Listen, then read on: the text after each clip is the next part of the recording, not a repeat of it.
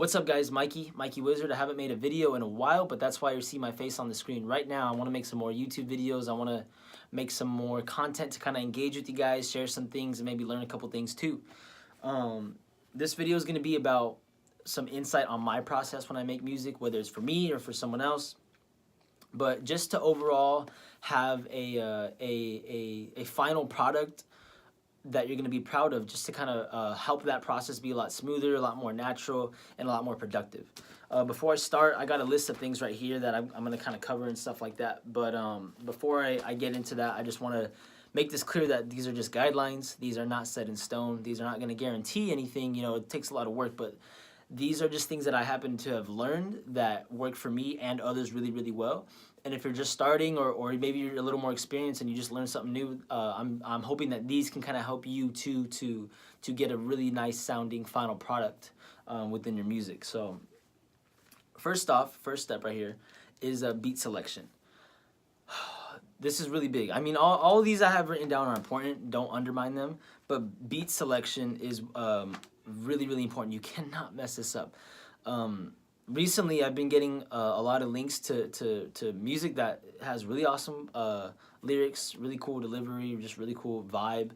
But the beats are just weak. You know, they sound unprofessional. They sound boring. They lack feeling and emotion. And if you pick a beat that has all of these traits, it's gonna make it really, really challenging to make an impacting song on people. You want something that's gonna speak to you. As soon as you hear the beat, if it speaks to you, then you can know that your fans are gonna be they're gonna receive that communication too from the instrumental. So sometimes even me, like, I feel like the instrumental tells me what to be sharing from my experiences. So make sure you're picking the right beat. Make sure you're not picking some weird, cheap sounding beats. If you want to be experimental, that's cool. Nothing against that. I mean, I've heard amazing experimental beats in rap and R&B, but just make sure that they have a feeling. Make sure that they impact you, because nowadays in 2019, the instrumental is holding up a lot of the substance of the song, and that's just how it is now. You know, if the beat is weak, the song is weak. I'm just gonna say that. That's my opinion. I'm just gonna say that. So let's say you find a beat. You find a cool beat. You're vibing to it. You're gonna start getting some lyrics down. There's a couple ways to go about it. Sometimes for me, as soon as I get done making a beat, I immediately know what I want to talk about. I immediately know what I want to say, what I want to sing, what I want to write about, and I get right to the drawing board. And if you're not sure, sometimes you just like the vibe of the beat, and you want to use it, but you're not sure what you want to do. Just freestyle some stuff. You could freestyle some lyrics. You could, if you don't have a studio at home like I do, then you can record it on your phone. Just record, some ideas, but start brainstorming. Start getting those juices flowing, and write things down, and really just try to get a rough draft of the concept you want to do. You don't have to go super stern on, I'm writing about this thing, so it has to fall with it. No, like, be free about it. But these are just ways to kind of get those ideas flowing. What do I got here? Free writing is good. Like I said, freestyling the lyrics. Sometimes I just freestyle melodies by just humming, da da da da da, whatever it is. I can just kind of freestyle, go back and go, yo, I like that part. This was trash, but this part's cool. I'm gonna use this for a chorus. I'm gonna use this for a verse, and start brainstorming to get this song conceptualized. Next, this isn't mandatory, but it's helped me, and it's helped a lot of others too that I've seen start progressing in music, is getting all these ideas into one area on your phone, maybe, or on a piece of notepad paper on your computer, and turning that rough draft into a final draft. Take those ideas and finalize a verse, finalize a chorus, finalize a bridge, and write it out so it's organized, and you can get a clear scope of the song as a whole. You can kind of take a step back and go, okay, this is really good. I like the direction this is going in. You don't want to go, oh yeah, I got it off the top of my head. I mean, props to the people that can just freestyle a whole song, because that's some amazing skill. Like, that's not even just talent at that point. That takes years to craft and harness. But if you're just starting out, if you're right out the gate and you don't have some crazy gift like that to be able to freestyle an amazing sounding song right off the top of your head, write it down and make a final draft. You know, it's English 101. It's nothing too crazy. It's nothing. It's there's nothing secret about it, but it works. You know, when you're just starting out, it works.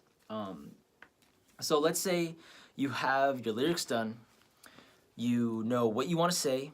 You know how you want to say it, and overall, you are just prepared. Definitely 100% prepared to record your vocals. I want to emphasize the word prepared because a lot of people come in unprepared, whether they come to my studio or I've seen it, not a lot, but I've seen it happen in the past, and I know that the productivity isn't as high. You know, we don't get as much done when you come in unprepared. It's just, and that's with anything. But I really want to stress that coming prepared makes a world of difference. Let's move into the recording phase. You know, so for example, let's say you're not even paying for studio time. You got a homie who's got a studio, and you're gonna go over to his place to have a session. If you come in prepared with a song, fully written, you got the beat, you know exactly how it's gonna go from top to bottom. You got it all conceptualized. You just need to record it, and you guys are gonna have a session. You go, hey man, I know we're gonna have a session. Maybe you guys are both gonna rap or something. But if you go, hey, I need 45 minutes to lay down this song. I got it all done. I got everything done. I'm not gonna waste your time or anything like that. I just want to get this done. He says, okay, cool, boom, you knock it out, you execute, you have a song in your pocket already. You're good to go right there. You at least have it recorded. You know, maybe you guys mix and master it there. Maybe you give it to someone else, or you know, you do it yourself. I don't know how you guys do that. We'll get to that, but you got a song recorded, and that is huge. That alone. So let's say after that you got free time. You guys can still mess around. You guys can still experiment and kind of discover something in the moment right then and there. There's nothing wrong with that. You know, I've had plenty of sessions where we meet up, we have no plans, and we end up leaving with something really cool, but that doesn't always happen. So if you can come prepared to at least get something done, to set a single goal, then if things don't work out when you guys are just kind of feeling out the vibe or just trying to look for something, if things don't work out, you can already have that one song at least done. You can at least have something to take home and start developing or start releasing, and all that stuff. You want to come prepared. It's always good to be prepared in every step of the way.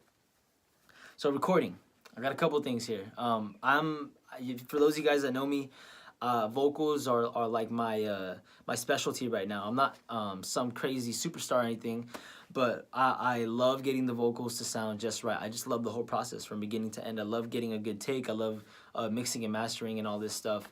So you guys will understand how vocals are really important to me. But first thing I want to say is don't clip. Do not clip. Clipping. If you guys haven't heard that, go to YouTube, look up what is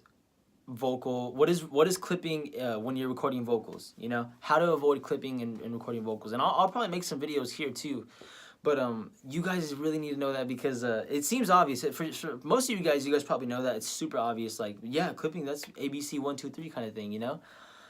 You'd be surprised the amount of mixes that I'm sent, the amount of links that I'm sent that just have clipping up out of the roof, and I'm like, yo, like, if you just turn it down a little bit, turn down your gain a little bit on your interface, you would sound a lot better. So don't clip. Another thing is try to get a clean recording with no background noise. You know, if you got the ice cream man, I got the ice cream man that comes out of my window up here sometimes. If the ice cream man's right outside and there's kids and there's a line, I'm just gonna wait. I'm not gonna try to record the vocals with the ice cream song playing in the background and try to fix it later on in the mix. Like, just wait a second, be patient, and save yourself the work. You know, if you can fix something right then and there, do it right then and there. Don't push it to the end because, like I said, it just makes things really, really challenging, and you end up with the song that you're not really proud of. You know, and if you're not proud of it, you're probably not going to share it. No one's going to hear it. It's a big waste of everyone's time. You don't want to do that. So yeah, try to get a clean recording. Try to be comfortable with the mic, you know, practicing your lyrics. It kind of goes back into being prepared. Practicing your lyrics, practicing your tone and how you want to deliver it is important, because if you're comfortable with that, one, it's going to go a lot smoother, and two, it's going to sound a lot more confident, and that really shows in the music. The lack of confidence shows in the music too. You know, it plays hand in hand. So you want to be comfortable with recording in front of people, with recording in front of a microphone. Get comfortable with that. at the very end, my last point for recording, I want, because I could talk about this all day. I want to keep it kind of short. This video is already going on almost 10 minutes now, so be satisfied with your vocals. And what I mean is work towards that. Don't settle for less. If you don't like something about your vocals, there's nothing wrong with saying, hey, I don't like that section. Let me redo it. I'm gonna do it this way. I'm gonna do it a different way. I don't like the way it sounds. There's nothing wrong with that. I encourage it, because once you start getting into the later phases, and this is when a lot of people start getting insecure and they start losing confidence in their own voice and their own vocals. And you want to make sure you're satisfied with it before you move on, because it just makes things really, really messy. And for me, like in my position, it might make things a little more less organized, or just hard to be jumping from making a final mix to going back to recording.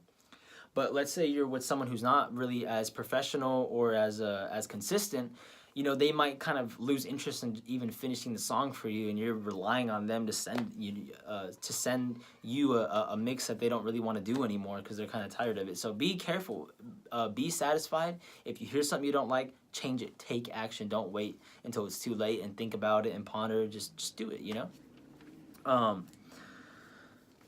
So that's recording. It can be tricky, but if you get recording right, the whole mix and master is really simple, really easy. It makes things a lot better. Mixing and mastering is one of those things that most artists just dislike. I love it though. It's probably one of my favorite parts of making music, is just adjusting the sonics of the music to be pleasing to the ear. That's really important to me, and it's one of my favorite parts. If you guys know me, you know I'm a nerd with the computer and stuff like that. But if you're mixing and mastering on your own, just keep it simple. Don't be doing some crazy effects. You know, if you guys got some presets that sound good or close to how you want it, use a preset. There's nothing wrong with that. Use a preset that you find online or that comes with your software, and maybe just tweak it from there. But don't do anything crazy. Once you start adding all these different kinds of effects that just don't really add much to the vocal, you start getting really, really messy, and you start to lose focus, and it gets really, really blurry and really unclear of what you want the listener to pay attention to. So if you're mixing on your own, my advice for you is to just make sure that the elements that are most important are being heard. That's it. For me, most of the time, the vocals are usually the most important element in the style of music that I make.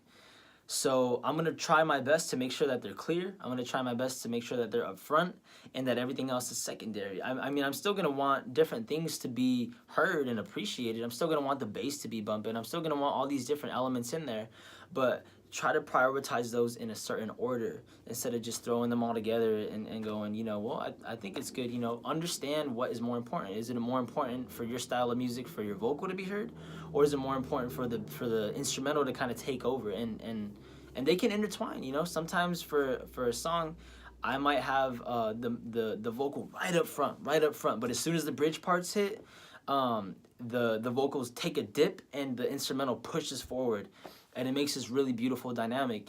I don't want to get too in depth and too nerdy and nerd out on you guys, but just understand that whatever is the most important element, make sure that's up front. If you're rapping, make sure we can understand it or just hear your voice. You know, we want to be able to hear and enjoy and appreciate all of the work that you did prior, all of the beats that you chose, all of your lyrics that you wrote, that you brainstormed, that you freestyled, all the recording that you did, all the different takes you did. We want to be able to appreciate that. So mixing and mastering is something that you don't want to mess up, because you'll defeat the purpose of all the other work and attention to detail. If you're not mixing and mastering it yourself, you're gonna have someone else do it. Maybe you're gonna have a professional do it. Maybe you're gonna hit me up and go, "Yo, Mike, I like the way your stuff sounds. Will you mix and master mine?" You know, we can work some stuff out. Be prepared with that too. You're gonna want to talk to them and communicate and see. They're probably gonna need like me, I would need the vocal stems if I can, the beat instrumental stems. If not, that's cool. But you're gonna want to talk with them and see what they need to do their job to their best ability. If you have a friend who's gonna be mixing and mastering it for you, maybe they're a little bit better at it too. Talk to them. Make sure you communicate. The biggest thing is just communicate how you want your final product to sound, what you want them to do. If you have notes, give it to them, you know, as far as like maybe effects that or ideas that you have. Keep it simple though, you know, don't just give them a list of put this is like, you know, say, hey, I want a big sounding chorus, and I want like a really punchy verse, or you know, I want really reverberated or echoed vocals, like dream like. Something that really helps though is reference tracks. You know, let's say I'm working with someone who loves doing dark trap beats. They got a lot of melody in their rapping and their singing, a lot of auto tune, a lot of reverb. They might send me some notes saying those things, or even saying, hey, if you can't describe all these technical nerdy things, just say, hey, I like just say some artists that you like their sound of music. For me, I like Travis Scott. So if I mean, obviously I mix my own stuff, but if I'm handing it over to someone else, I go, hey, I'm a big fan of Travis Scott. If you listen to this song, I really love the way the vocals sound. If you can do something similar like this, it's going to be a huge payoff in the end of the final product for the song that you guys are going to be putting out and promoting and stuff. You want to be proud of it, and you want to be clear throughout the process. That way it just sounds how you want it to sound. It matches the image that you have in your head that you hear. So yeah, that's kind of all I have right now for just my overall. It's really general, my process. I'm going to make some more videos kind of going in detail of whatever you guys want me to cover. Like, if you guys want me to go specific in recording, specific in beats, specific in mixing and mastering or writing, let me know, and I would love to dive into that. I kind of, right now, once I post this, I'm just going to reevaluate your guys' feedback and then take that for the next video. So, yeah, that's kind of my tips and things that I've learned. You know, being able to share these things that work for me and others kind of helps me keep those foundational elements nice and sharp, and just makes my process a lot more natural, a lot more smooth for a better final product. So, you know, if what I'm doing is sounding better, if I'm keeping myself sharp and using these guidelines to have a good final product, it's going to also help other people I'm working with. And that's why I'm sharing it with you guys. I want you guys to be able to progress with me as I learn all this music stuff too. But if you guys got anything you guys want me to cover, like recording or mixing, those are kind of, or even beats, those are like my specialties. Let me know. I'd love to make more videos like this, just kind of going in depth with those topics. Just comment it down below and I will cover it. If you guys have any advice as far as like just overall process, drop them down too. You know, if you know someone who's into making music, they're just kind of getting started, maybe they've been doing it for a while but they need some help, send them this video, or send them this video, or share this with them and just pass it down, and then we can all kind of grow together. So yeah, that's it for this video. I don't know when I'm going to make another video, to be honest, but I'm going to try to make more, so we're just going to see how it goes, maybe once a week or something like that. I'll see you guys in the next one. Thank you guys for watching. Make sure to follow me at Mikey Wizard. Peace.